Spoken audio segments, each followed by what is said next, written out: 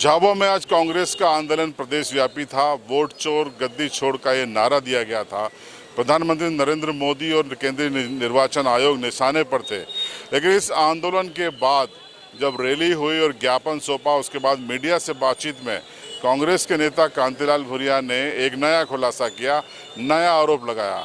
उन्होंने कहा कि 2024 का लोकसभा चुनाव वो जीते हुए थे, जगह जगह जाते थे, लोग उन्हें आश्वस्त करते थे, उनको अपने पूरे काम पे भरोसा था, लेकिन जब नतीजा आया तो उनकी बड़े अंतर से हार हुई। उन्होंने आरोप लगाया कि निर्वाचन आयोग ने बीजेपी के साथ मिलकर उन्हें चुनाव हराया है।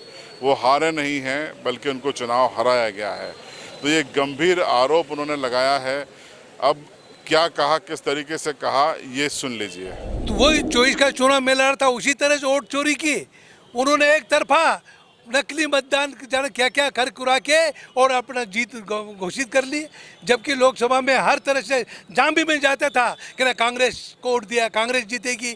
हर आदमी मतदाता इस बात को पर ये कैसे हो गया। तो वहाँ पर उन्होंने वोट चोरी की। लोकसभा झाबुआ रतलाम में भाजपा के लोगों ने वोट चोरी करके चुनाव आयोग से मिलके और सारा ये लोकसभा हमको हरवाया, नहीं तो हम जीते हुए थे। तो इस तरह से पूरे देश में वोट चोरी करके कांग्रेस को हराने का काम ये बीजेपी और इलेक्शन कमिश्नर की ये सारी षड्यंत्र रहा, इसलिए ये सब हुआ। तो आपको बता दें कि 2024 के चुनाव में कांतिलाल भूरिया को करीब 2 लाख से ज़्यादा वोटों से हार का सामना करना पड़ा था। मध्य प्रदेश के मंत्री नागर सिंह चौहान की धर्मपत्नी अनीता नागर सिंह ने सांसद के चुनाव में उनको बड़े वोटों के अंतर से हराया था। अब इस पूरे चुनाव के करीब एक सवा साल के बाद ये बयान कांतिलाल भूरिया का सामने आया है। इसको आप इस संदर्भ में देखें कि पूरे देश भर में कांग्रेस वोट चोरी के आरोप लगा रही है बीजेपी पर, भारत निर्वाचन आयोग से सांठगांठ का आरोप लगा रही है। और उस बीच में जब ये बयान आया है तो इस पर क्या प्रतिक्रिया है बीजेपी की, वो भी सुन लीजिए। मेरी बात सुनो, कांग्रेस के वरिष्ठ नेता से लगाकर कनिष्ठ नेता ये सब पगला गए हैं। इनको कोई मुद्दा मिल नहीं रहा है, नरेंद्र मोदी की तोड़ इनको मिल नहीं रही है।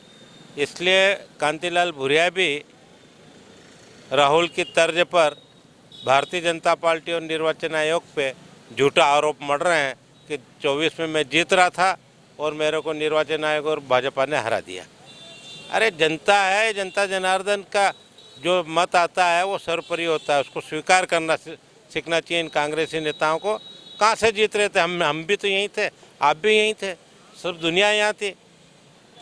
पब्लिक ने इनको मैंडेट दिया नहीं, हराया है, इसलिए ये इस प्रकार के आरोप लगा रहे हैं। और चोरी, वोट चोरी, कहीं वोट चोरी होती है क्या?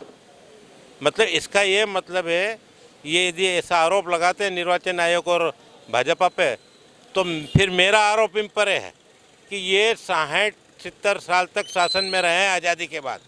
इन्होंने हर बार वोट चोरी करी है और वोट चोरी करके शासन 70 साल तक भोगा है और देश को खोखला करा और भ्रष्टाचार की गंगा बहाई है। मेरा ये आरोप है इस मामले में। तो बिहार में विधानसभा चुनाव होने हैं, उसको लेकर अब देश में सियासी गर्मी बढ़ रही है। मध्य प्रदेश भी उससे अछूता नहीं है, झाबुआ भी अछूता नहीं है। अब इन आरोप प्रत्यारोप के नए दौर के बीच इंतजार है कि बिहार के नतीजे ही ये तय करेंगे कि ये मूवमेंट आगे बढ़ेगा या धराशायी हो जाएगा। आपकी राय कमेंट्स में ज़रूर बताएं।